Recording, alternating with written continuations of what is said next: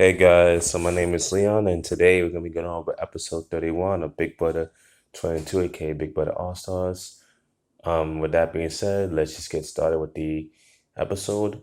So, the episode starts off with, as we all know, Christmas, not Christmas, Nicole wins Power Beetle. She leaves the noms the same. Memphis Christmas will still be on the block, blah, blah, blah. So, in this episode, we're going to see some jury segments and also some strategic moments from Enzo and Cody, see where their heads at when it comes to between Christmas and Memphis. So, with Cody wanting to clearly get Memphis out, which I don't blame him because he feel like when he did the second version of I Guess Christmas, he basically lost all trust in Memphis and wanted to get Memphis out. That and Memphis is also a good competitor, so somebody that could beat Cody in a competition. So I get the fact that Cody wants to take out Memphis. At the same time, though, Christmas is more likely to take him out at Final Four, and Memphis wants to at least take him to Final Three. So there's that. So if I were Cody, I don't know. I think Memphis, not Memphis. I think Christmas is more be my target here, but at the same time, Christmas is less likely to win comp. So I mean, it's fair for Cody wanting Memphis out. With Enzo was on the same page as Cody, but then he later realized that Memphis is somebody who wants to keep him around over somebody like Cody, somebody like Nicole, yada yada yada. So there's that. And he tries his best to convince Nicole. He tries his best to convince Cody. He would say, oh, he'll split the vote so he can force Nicole to be the assigned vote, which obviously didn't happen as we see later on in the episode. Enzo ends up voting with Cody against Memphis. So there's that. But Memphis, I think, is interesting that they want to blindside Memphis here, which they end up doing. I think it's a decent move to blindside Memphis because, but I think even if they don't even blindside Memphis, to be honest, I still think that whether you blindside him or you don't blindside him, just throw him out either or. I don't think Memphis had the power to do anything different.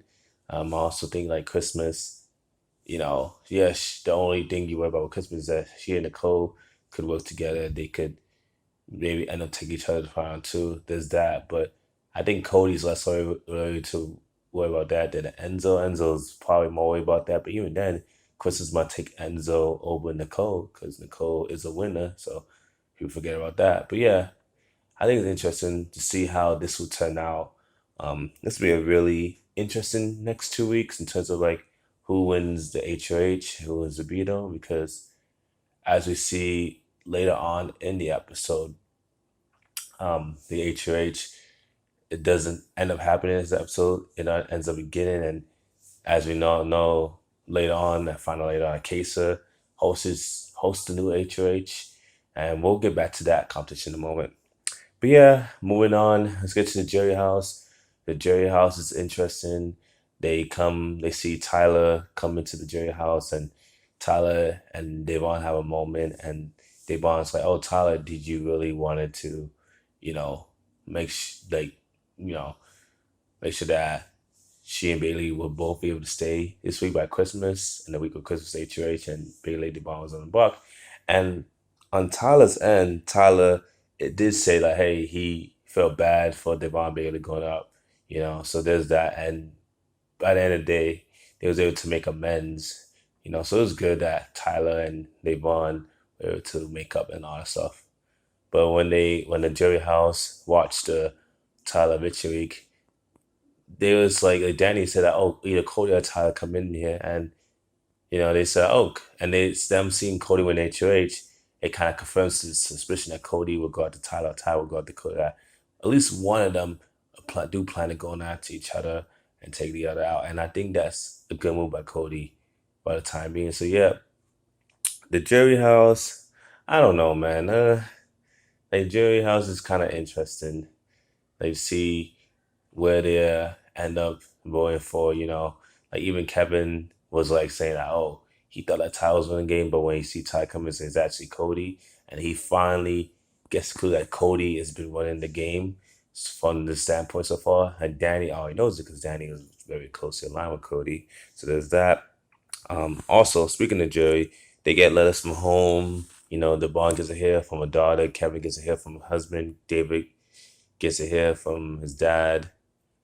I think Danny gets a hit from her husband Dominic and her not newborn, her daughter. Um, Tyler gets a hit from Angela. As we all know, he loves her very much. Ian gets a hit from his girlfriend.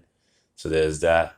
There's essentially they all get to hear from their loved ones, and I think that's a nice thing. So it's a nice thing for the jury to have people that they have from home that gives them you know videos from home, less from home to kind of keep them encouraged because this is a special time. This is a time of really especially during this troubling times, it can get really, really hard. Especially you're isolated from your family 3 months. So it's good that they get to hear um, a video from home. Anyways, so with that being said, the jury house segment ends. They get to the boat. There's always strategic talks that Enzo tries to keep, have Cody keep Memphis, but it goes nowhere. Cody is evicting Memphis, yada, yada, yada.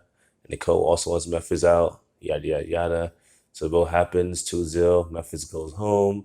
He said, when we watched the episode, he's like, oh, by vote 2-0, Memphis is evicted. Memphis acts like he has somebody's told him that he was gonna get evicted, but when he talked to Julie, he truly acts like he's blindsided, which is kind of surprising. I'm like, so Memphis was blindsided, but he didn't act blindsided. He kind of but he did say Julie like he did end up saying that he sensed the room was changing. I'm like, why didn't you pick up that sooner, early in the week?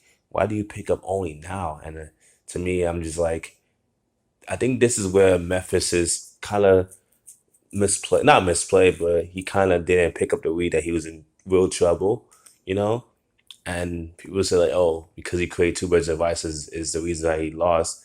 But I don't think it was that. Honestly, even if he create the final four himself, Christmas, Nicole, and Cody, not Nicole, Christmas, Cody, and Enzo, even with that, I still think the same scenario happens. I still think he's the biggest target at Final Fight. He still goes out the same, even if he didn't create the two budgets of rice guys, in my opinion. So, yeah, man, Memphis played good. He's just that he was a big threat, comp threat. I think he went 3 HOHs and some beatles. No, I mean, maybe, I forgot my beatles, but definitely won 3 HOHs and he got out some people. So, why not take him out?